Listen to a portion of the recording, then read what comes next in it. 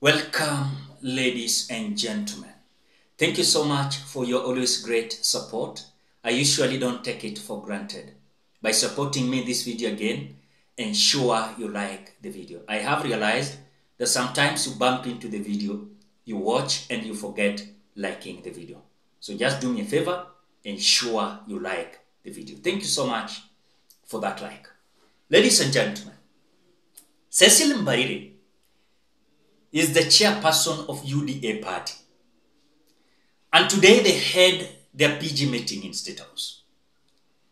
Cecil Mbarire decided that she was not going to massage William Ruto together with his MPs in Statehouse. Cecil Mbarire decided to do the Lord's work, and I was happy.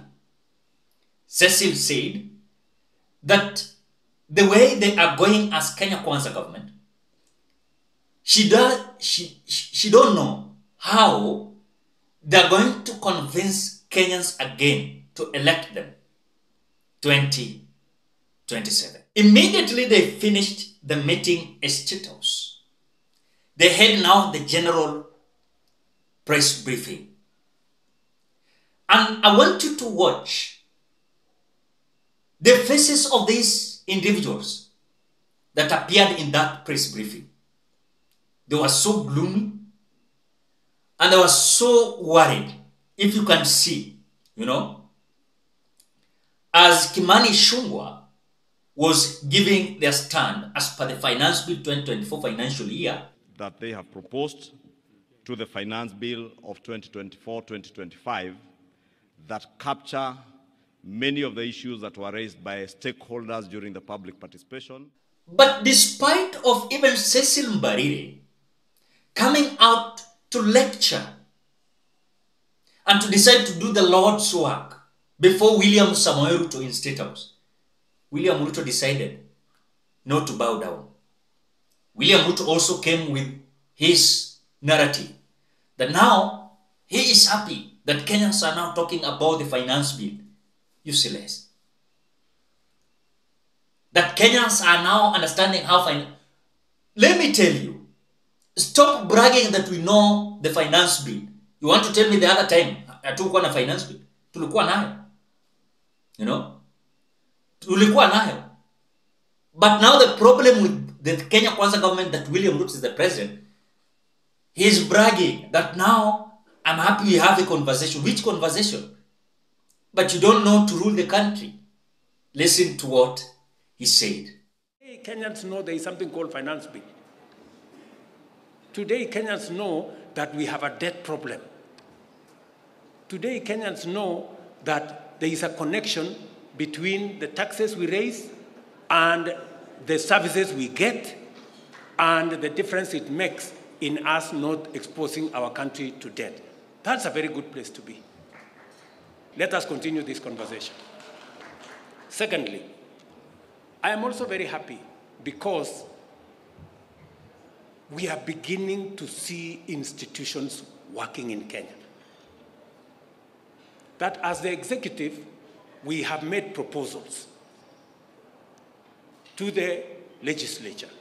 The legislature have interrogated those proposals. The public has interrogated those proposals. The public have recommended, through public participation, their feelings, their ideas, their suggestions, and because the people's representatives have listened to the people through public participation, they have adjusted the proposals from the executive. And we are now going to end up in a product in Parliament that came from the executive, interrogated by the legislature. Through public participation, the people of Kenya have had a say on it. It will go to the floor of the House. And we have a very robust system of governance in Kenya. Last year, when we passed the proposals, they even went to court. The court adjusted some of the proposals we had made. In fact, they suggested to us to make a law to underwrite the housing fund, which was a positive suggestion, from our judiciary. So the fact that the executive is working, the legislature is working, the judiciary is working, institutions are working in Kenya, that is a very proud country. And I want to belong to Kenya. So according to me, the picture that was portrayed today was clear indication that William Ruto was terrified. He had no option. He had no option but to try to defend himself in a way that now Kenyans are having conversation, I'm happy, this is how we'll continue to go. Who told you that? Cecil Mbarire is telling you things are not good. If we are not going, in fact, Cecil Mbarire said, we promised these people big things. We promised them big things. And we have not even actualized some of them. Let me say all of them. And so I think Cecil Mbarire was making sense. She was making sense. But because William Ruto is a man that does not want advice, he always advises himself. He always decides on what to do himself. And you can't tell him anything. Kwani, you think William Ruto can hear all these advices you're giving him? Kwani ajue election 2027. That is why today has marked a movement that eventually, if they are not going to learn lessons going forward, it will reach a time that now all Kenyans will storm the street. And it is not only going to be noisy, but it is going to be messy. They thought like that every now and then they will come out to tell us, oh, Raila Odinga, hakuna agenda zake. Raila Odinga was not there. Kalonzo Musyoka was not there. Even if these individuals were financed, it is now Kenyans who are coming out to say enough is enough. It is not a conversation here about Raila Odinga. So the man, those who are surrounding him, they have already sensed danger. But William Ruto, haoni. And this danger is being even illustrated before him. Mr. President, this is how things are going to be. And we're going to lose it big. Can't we change the tactics? Let us ensure that we fulfill what we promised these Kenyans. We promised them huge things. Today, nothing we have finalized, even a single thing. So when Cecil Mbarire was speaking, she was cheered up, and even coming out to confront Akina Ndiri Nyoro, Akina Aaron Cheruiyot, that cool down. It is time to work for Kenyans. Why are we having again politics? Yet we have the government.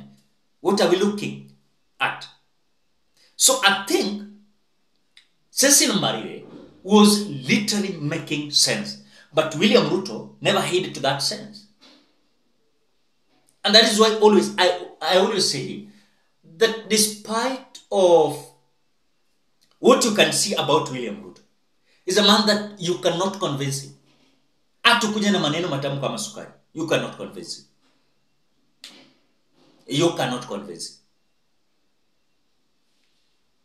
So this part of demonstration today, and also their decision in terms of the finance bill 2024, the financial year, it is also going to decide the direction these people are going to take. Let them not fool us that they have removed the tax, additional tax on bread, tax on cars, eco taxes they have removed. They're just lying to us. But let me tell you, we as Kenyans, we are not rejecting the government to come for taxes. Let them come for the taxes. A country is being run with the taxes, And so only what we are calling for, can William Ruto expand the environment where we can have more taxes, not to increase taxes, yet the wide range of having taxes is being squeezed. How will you get more taxes? Yet many people are closing their businesses.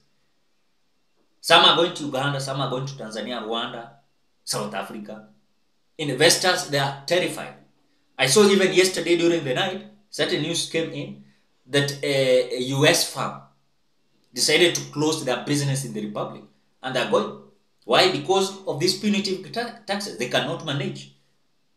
They are not rejecting to give taxes. All the way, they have been giving taxes to the government. But this is too much, you know. So I think for me, it is now a step that enough is enough.